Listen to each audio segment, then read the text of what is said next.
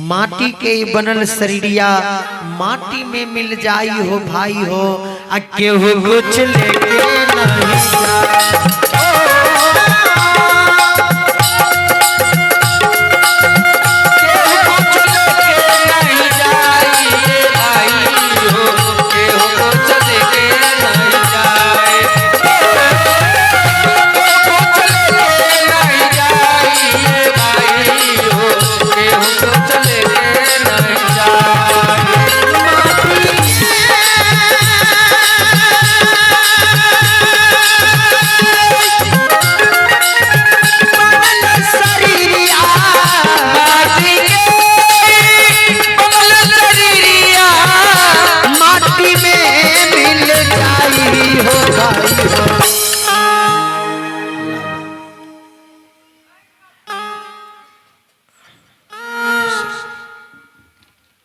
और ये है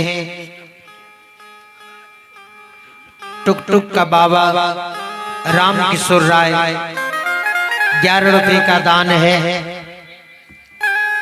और ये है टुक टुक का नाना नंद किशोर राय, 25 रुपए का दान आया है। बहुत बहुत धन्यवाद। और देखिए बउआ का कहना हुआ कि जब कोई कुछ लेके नहीं ही जाएगा तो कुछ दान पुण्य कर देना है। नहीं, ये बउआ की ओर से दान आ रहा है। आप हैं मयंक का बाबा राम किशोर राय, जिनके सौजन्य से 11 रुपए का दान आया है। बहुत बहुत धन्यवाद, बहुत बहुत धन्यवाद।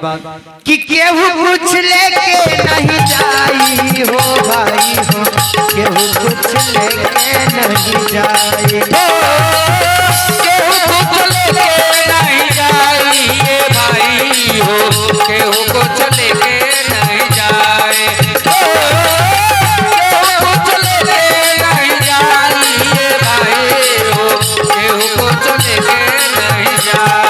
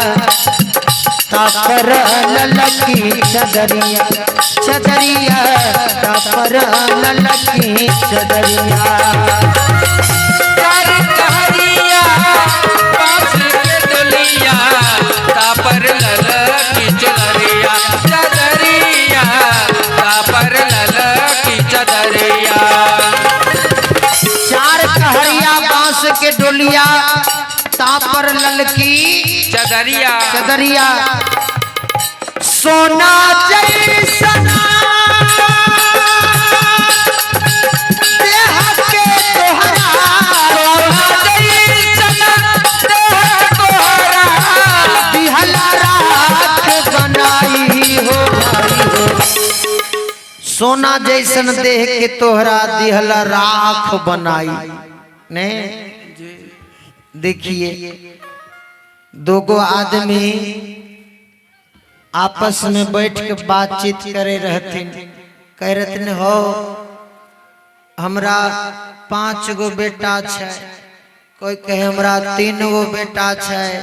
ओन्ने से गो संत बाबा आवे रहथिन, कहलकिन काहे तो आपस में झंझट कर रहा है, 5 गो बेटा है 3 गो बेटा है। जिस बेटा पर घमंड कर रहा है वो बेटा अपना नहीं है, अपना है कब तक, जब तक उसको शादी नहीं हुआ है तब तक। और जब शादी हो जाएगा तो बेटा पोताओं की हो गई, बेटी जमाई की हो गई, शरीर शमशान का हो गया और ये आत्मा परमात्मा को हो गया। अंत में लिखाएगा क्या, निधन। यानी इनके पास अब कोई धन नहीं है, नहीं, अब निधन हो गए। देखिए तो बहुत लोग इस शरीर पर गुमान कर लेते हैं, अभिमान कर लेते हैं कि मेरे जैसा धनवान कोई नहीं है, मेरे जैसा बलवान कोई नहीं है। लेकिन एक दिन ऐसा समय आता है इस शरीर में आग लगा करके जला करके राख कर दिया जाता है। इसलिए कहा गया है सोना जैसा देह के तोहरा, सोना जैसा तोहरा बिहला राख बनाई हो भाई, केहू कुछ लेके नहीं जा, केहू कुछ लेके नहीं जाए ये भाई, केहू कुछ लेके नहीं जाए, केहू कुछ लेके नहीं जाए ये भाई, केहू कुछ लेके नहीं जाए, कुछ लेके नहीं जाए, कुछ लेके नहीं जाए। कुछ लेके नहीं जाए, केहू कुछ लेके नहीं जाई। ज्योतिष बाबा पूरन कुमार को लेकर के राज दरबार में पहुंचा। राज दरबार में राजा शंखपति ऊंचे सिंहासन पर बैठा है। ज्योतिष बाबा को ज्यों ही देखा तार के गया, ओ चरण गिरे लिपटा। बाबा आप बड़ा ही सही समय पर आ गए बाबा। ए बाबा आपने वचन दिया था कि मैं 16 साल के बाद तुम्हारे बेटा को ले आऊंगा। बाबा 16 साल नहीं बीता बाबा, मैं अपने बेटा का मुंह देखने के लिए ललायित हूं बाबा। मेरा बेटा सही सलामत है ना? ज्योतिष बाबा कहा रे हम तुम्हारे बेटा को ही लौटाने के लिए आए हैं। पहचान, पीछे देख, बेटा को पहचान, यही ना तुम्हारा बेटा है। अब तो पूरन कुमार 16 साल के बाद जवान हो गया है। वामिका के बाबा राम किशोर राय की ओर से 11 रुपए का दान है। बहुत बहुत धन्यवाद, बहुत बहुत अभिनंदन है। पूरन कुमार को ज्योतिष बाबा 16 बरस के बाद जब देखा,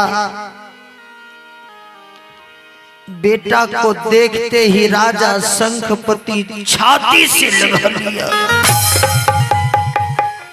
कहा कि बेटा तुम्हारा मुंह देखने के लिए हमारी आंख तरस रही थी बेटा, अब तू नहीं न जाएगा कहीं रे? नहीं बाबूजी, अब मैं कहीं नहीं जाऊंगा, आज के बाद मैं आपको सेवा करूंगा। देखिए माए बाप का सेवक बेटा। लेकिन आइ काल्हि के केहन बेटा होय छै,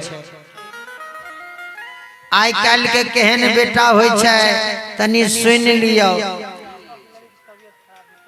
एगो बुढ़िया माय के 3 गो बेटा रहे, आ तीनों बेटा पुतह अलग, नहीं बुढ़िया के खाइल दे नहीं पानि दे। देखियो बुढ़िया माय गुरु महाराज के चरण में जाए के कहे छे, गुरु महाराज कि लौटवा दिल हो एक बाबा, बेटवा दिल हो तीन। आरे बनिया पियते बेटवा लौटवा ललकई छीन। अभी के समय में बीत रहा है आहार गोसेबे ने, और ये गीत हम गाए, बहुत वायरल हुआ, 20 करोड़ लोग देखे और बड़ा ही लार प्यार दिए। अब ये गीत को सब गवैया गाता है, जो गवैया नहीं गाएंगे। हाँ, ये गीत हम गाए थे। आरे पनिया पियते बेटवा, अरे लौटवा ललकई छीन।